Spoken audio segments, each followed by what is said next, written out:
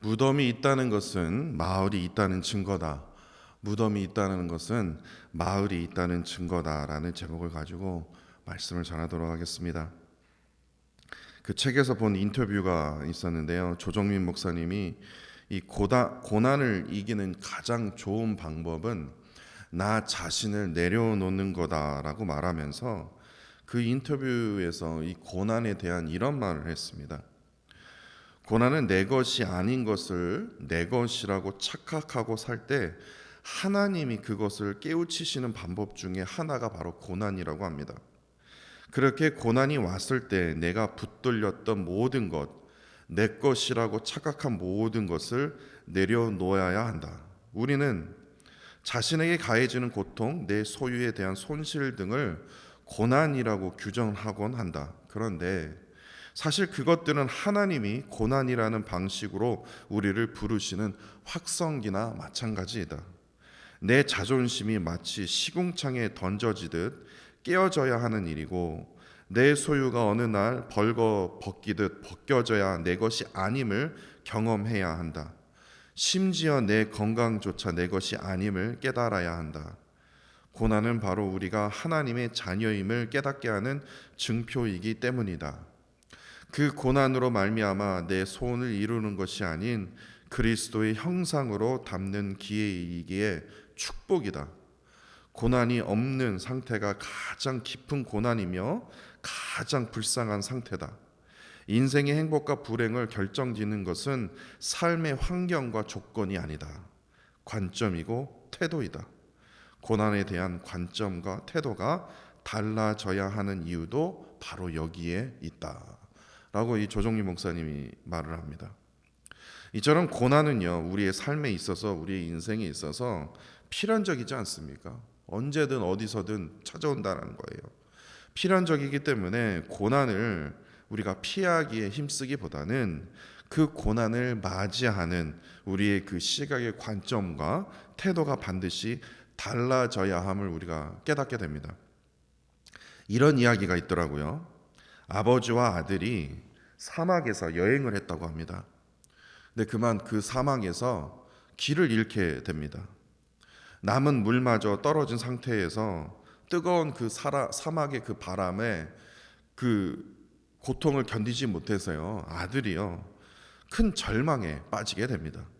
이제는 우리는 살지 못하겠구나, 우리는 이제 사막 한가운데서 우리는 죽겠구나라고 생각을 한 거예요. 그런데 아들이요, 사막 한가운데에 있는 무덤을 발견하게 됩니다. 그래서 절망 가운데 아버지에게 소리치면서 이렇게 말합니다. 이것 보세요, 아버지. 우리도 이 무덤의 주인이 되고 죽고 말 것입니다. 라고 말했답니다. 그러자 아버지는 두려움에 떠는 이 아들에게 이렇게 말했다고 합니다. 아들아, 아니다. 무덤이 있다는 것은 여기 멀리 있지 않는 곳에 분명히 마을이 있다는 증거다. 같은 무덤을 보면서도요, 보는 시각과 그 판단이 다르지 않지 않습니까? 이처럼 절망의 무덤 근처에는요, 죽음만 있는 것 같아도 그것이 아니다라는 겁니다. 희망의 마을이 존재하듯이 절망의 그 고난 근처에는요, 반드시 희망의 소망이 있다라는 것을 우리는 반드시 기억해야 합니다. 그렇기 때문에 제일 중요한 것이 고난이 닥쳐오면, 고난을 맞이하게 되면 그 고난을 바라보는 그 시각과 그 관점과 태도가 반드시 달라져야 한다는 겁니다. 고린도후서 1장 8절에서 9절에 사도 바울이 이렇게 말합니다. 우리가 힘에 겹도록 심한 고난을 당하여 살 소망까지 끊어지고 우리는 우리 자신이 사형 선고를 받은 줄 알았으니 이는 우리로 자기를 의지하지 말고 오직 죽은 자를 다시 살리시는 하나님만을 의지하게 하심이라. 사도 바울이 복음을 전파하면서 살 소망까지 끊어지는 그 고난이 닥쳐왔습니다. 그럼에도 그는요, 그 고난 앞에 자기의 눈을 두지 않았다라는 겁니다. 살 소망까지 끊어지는 그 엄청난 고난 속에서도 죽은 자를 다시 살리시는 예수 그리스도를 향하여 그의 눈을 두었다라는 겁니다. 절망과 고난의 그 근처에 있는 그 죽음의 그 위협을 말하는 것이 아니라 희망의 소망 대신 예수 그리스도가 있었음을 지금 사도 바울이 고린도 후서에서 고백하고 있지 않습니까? 눈물 없는 인생이 어디 있습니까? 고난 없는 인생이 어디 있겠습니까?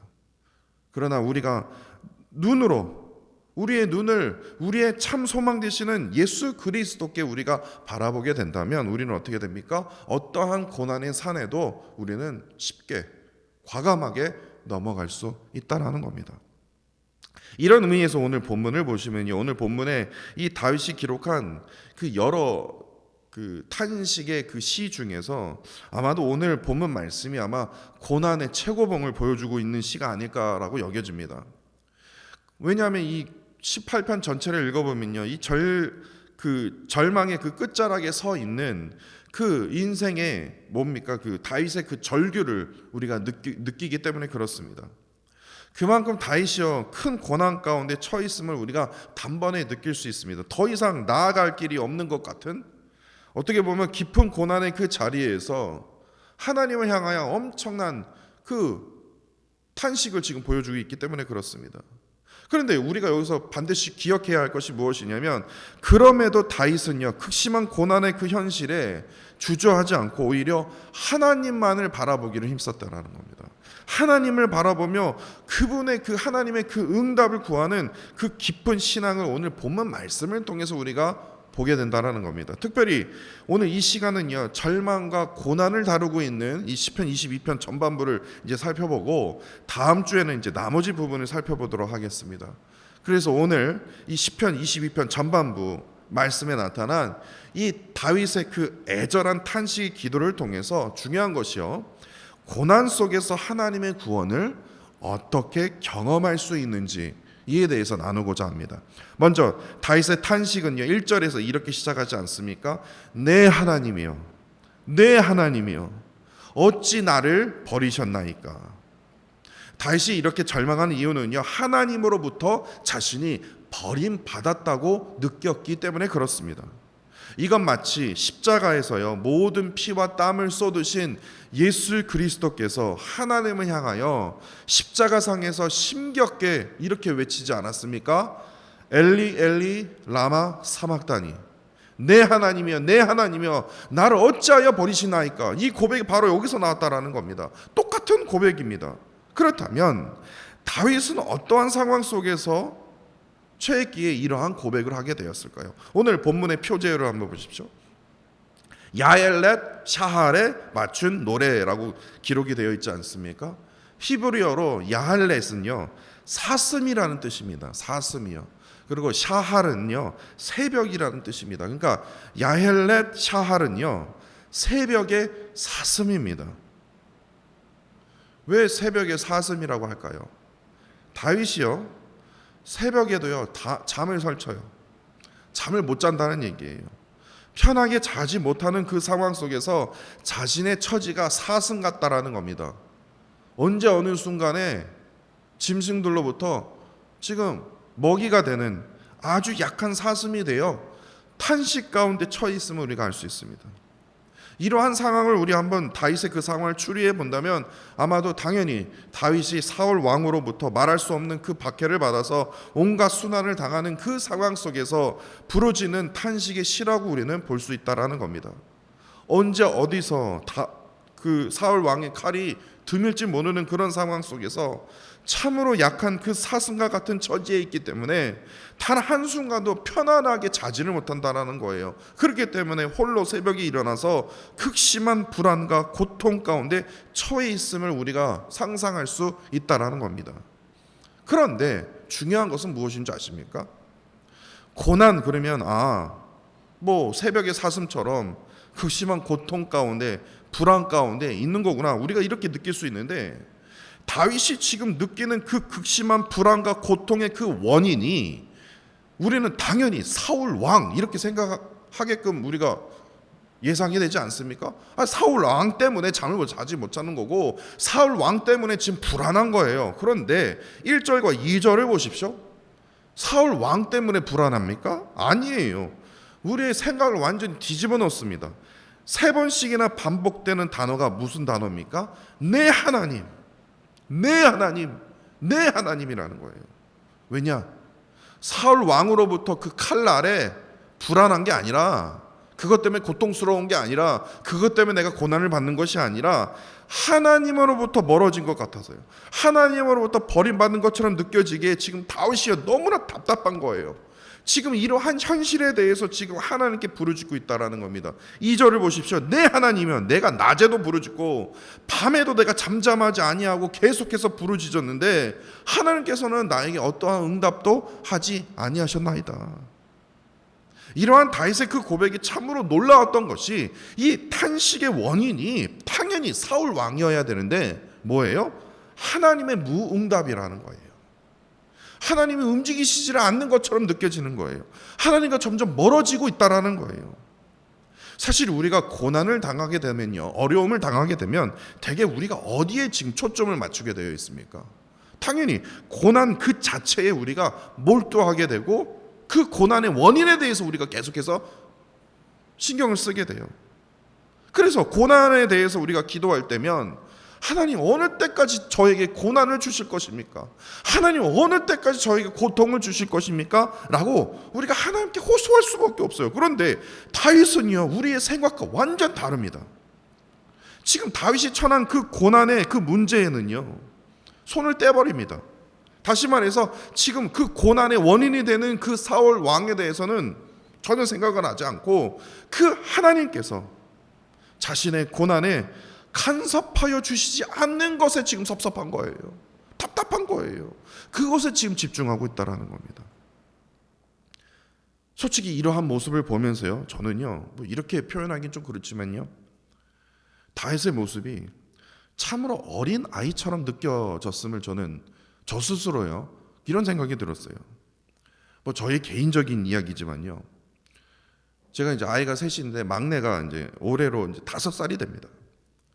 5살이 돼도요, 여전히 아이예요. 베이비입니다. 왜냐? 지금도 엄마 옆에서요 꼭 붙어서 자거든요.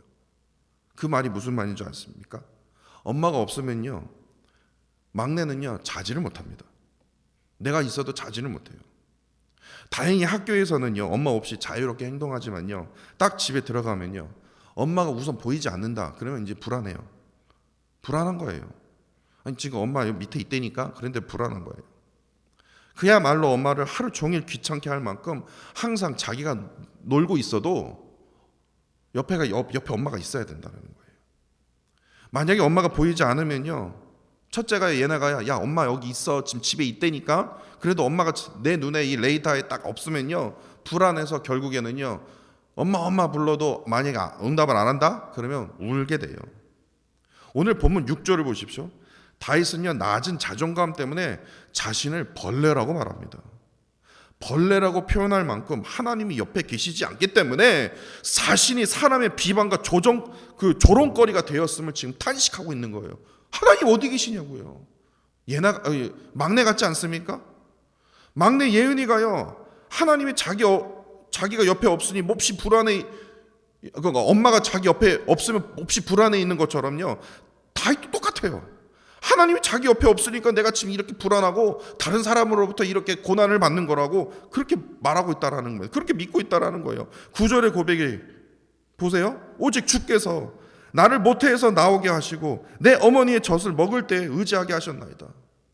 엄마가 없으면 불안해하는 막내 예은이처럼요, 다윗 또한 자신이 모태에서 또한 어머님의 품 안에서도요 하나님을 그만큼 의지했음을 지금 고백하고 있지 않습니까? 저는 오늘 본문 말씀을 통해서 막내가 생각이 나더라고요. 마태복음 18장 3절과 4절로 보시면요, 예수님께서 이런 말씀을 하시지 않았습니까? 너희가 돌이켜 어린 아이와 같이 되지 아니하면 결단코 천국에 들어가지 못하리라.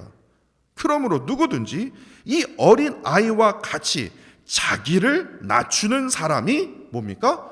천국에서 큰 자니라. 어린아이처럼 되어야 된다는 거예요. 우리는 하나님 앞에서요 어린아이와 같이 자기를 낮추는, 다시 말해서 하나님이 없으면 어느 한순간에도 살 수 없는 자가 되어야 된다는 거예요. 그러면서 11절의 고백처럼요, 나를 멀리하지 마옵소서. 환난이 가까우나 도울 자가 없나이다. 하나님이여 어디 계십니까? 이거 이렇게 표현하고 좀 그렇지만 하여튼 막내 예은이가 떠올라요. 하나님의 그 인도하심과 개입하심을 어떻게 합니까? 끊임없이 지금 구하고 있다라는 겁니다. 그렇다면 여러분들 여기서 반드시 이런 질문을 하게 됩니다. 아니 이렇게까지 어린아이처럼 부르짖고 있는데, 어린아이처럼 저렇게 지금 발버둥 치고 있는데 왜 하나님께서는 그럼에도 그 부르짖음에 왜 침묵만 하십니까? 왜 어느 응답을 하시지 않습니까? 우리의 부르짖음에도 왜 침묵만 하시는 것입니까? 다윗은요, 침묵하시는 하나님을 인해서요 지금 크게 절망하고 있는 중입니다. 그럼에도 그 절망에서 끝나는 것이 아니라 하나님이 자신에게 유일한 소망이심을 알고요, 내 하나님이요, 내 하나님이요, 계속해서요 응답될 때까지 한순간도 끊이지 않았다라는 거예요. 그런데 문제는요, 하나님께서요 다윗의 이러한 부르짖음에도 하나님의 독생자 예수 그리스도께서 십자가의 고통 속에 계실 때도요, 엘리 엘리 라마 사막단이라고 간절히 하나님 어디 계십니까? 왜 나를 버리시나이까? 그의 독생자 예수 그리스도가 십자가상에서 피와 땀을 다 흘리시면서 부르짖어도요, 하나님께서는요 침묵하셨다는 거예요. 왜 그러셨을까? 다시 막내를 생각해 봤습니다. 5살 된 막내 예은이의 그 울부짖음에 반응하는 엄마와 나중에 50살이 된 막내 예은이의 부르짖음에 반응하는 어머니가 다르다라는 것을 깨닫게 됐어요. 이게 무슨 말입니까? 우리의 아버지가 되시는 하나님께서는요, 우리의 그 부르짖음의 고난을 에이 시끄럽다 그게 아니라, 네가 알아서 해 그게 아니라, 관심이 없으셔서가 아니라 옆에 듣고 계세요. 그런데 하나님께서 우리에게 원하시는 것은 뭐냐면, 우리가 너가 언제까지 5살이 될래? 언제까지 막내 예은이처럼 그럴래? 믿음의 신앙으로 스스로 일어서기를 우리에게 원하시고 계신다라는 겁니다. 우리는 그것을 깨달아야 돼요. 우리가 아무리 기도해봤자 소용없어, 이건 하나님이 없다는 증거야. 아니다라는 거예요. 그렇기에 다윗처럼요, 우리는요 어린아이처럼요 계속해서 하나님을 향하여 끊임없이 기도해야 된다는 거예요. 아니 뭐 응답도 안 하실 건데 뭘 그렇게 기도를 해야 됩니까? 아니요, 우리가 끊임없이 부르짖을 때만이 하나님께서요 우리에게 하늘 위로부터 내려오는 뭔가 새 힘과 새 용기를 우리에게 허락하여 주신다라는 겁니다. 그 믿음의 신앙으로요 우리가 닥친 그 고난을 우리가 넘어설 수 있는 새 힘을 우리에게 허락하여 주시기 때문에 그렇습니다. 고난이 우리의 삶 속에 언습해 올 때 우리는 절대로 그 고난 자체에 주목하거나 휘둘려서는 안 된다라는 겁니다. 고난 속에서도요 다윗처럼 우리의 근원을 떠올라야 된다라는 겁니다. 다시 말해서 다윗은 자신의 그 고난 속에서 사울 왕을 떠올리지 않았다는 거예요. 당연히 그럴 것 같은데 그 고난의 원인이 되는 이 적 사울 왕을 떠올라야 되는데 아니요, 그 고난 속에서도 다윗은 제일 먼저 그의 근원이 되시는 뭡니까? 하나님, 전능하신 하나님을 떠올랐다는 겁니다. 우리의 영적 전책성을 기억해야 된다는 거예요. 절망의 무덤 근처에 반드시 희망의 마을이 존재하듯이요, 절망의 고난 근처에는 죽음이 아니라, 고통이 아니라 언제나 희망의 소망 되시는 예수 그리스도께서 우리를 붙들고 계심을 반드시 기억하시기를 부탁드립니다. 이래야만요 우리는 어떠한 고난이 닥쳐온다 할지라도 그 높은 산을요 과감히 쉽게 넘어갈 수 있다라는 겁니다. 그렇기 때문에 오늘 본문은 우리에게 이렇게 묻고 있습니다. 하나님의 깊은 침묵 속에서도 우리의 눈은 어디에 두어야 할까요? 우리가 오늘 본문의 다윗을 통해서 아주 중요한 포인트 하나를 깨닫게 됩니다. 다윗은요, 자신이 당했던 그 고난에 대해서 하나님, 왜요? 왜 저에게 이 고난을 주셨어요? 라고 부르짖지 않고요. 다윗은요, 하나님 지금 어디 계십니까? 하나님 지금 어디서 지금 뭐 하고 계십니까? 이걸 물었다라는 거예요. 이게 아주 중요해요. 우리는 고난이 닥쳐오면요, 왜라고 묻습니다. 하나님 왜요? 정말 이해가 안 가요. 제가 왜 사고를 당할까요? 제가 왜 이렇게 건강이 이렇게 되었을까요? 하나님, 내가 왜 이런 고통을 주십니까?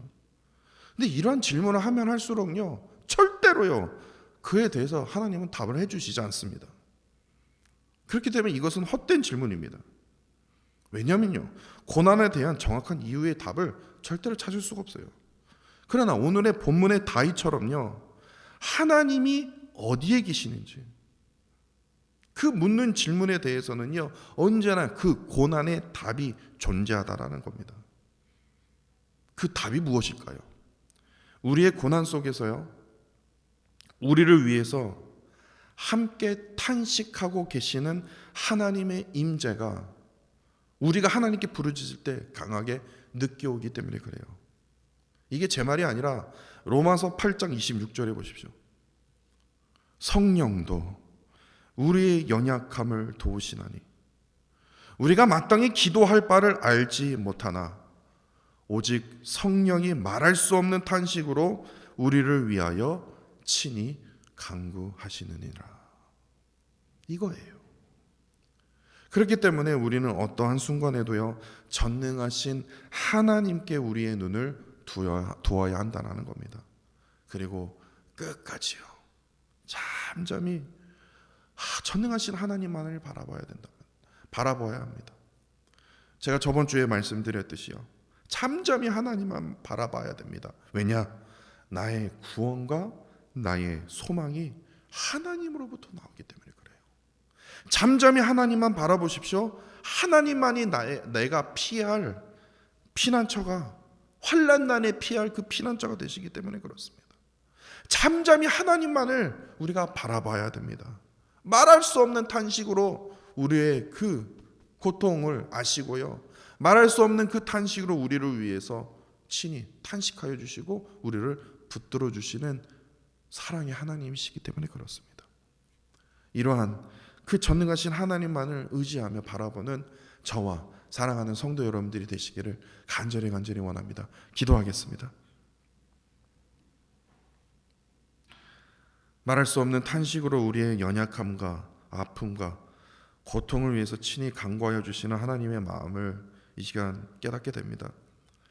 목마른 사슴이 시냇물을 찾기에 갈급하듯이 우리의 심령 또한 하나님을 찾기에 늘 갈급한 심령을 허락하여 주사 하나님의 인도하심과 계획하심을 늘 간구하는 저희들이 되어지도록 주님 인도하여 주옵소서. 특별히 오늘 본문의 다윗처럼 어떠한 상황이 닥쳐온다 할지라도 끝까지 포기하지 않고 내 하나님이여 라고 하나님을 향하여 부르짖도록 주님 인도하여 주시고, 끊임없이 부르짖는 그 기도를 통해서 하늘의 새 힘과 용기로 하여금 하나님께서 허락하신 그 믿음의 신앙을 통해서 스스로 고난을 이겨낼 수 있도록 주님 인도하여 주옵소서. 나에게 닥치는 그 고난에만 집중하는 자가 아니라 희망의 그 소망이 되신, 참 소망이 되신 예수 그리스도를 붙들고 살아가도록 주님 인도하여 주옵소서. 주님 사랑합니다. 감사드리며 예수 그리스도 이름으로 기도합니다.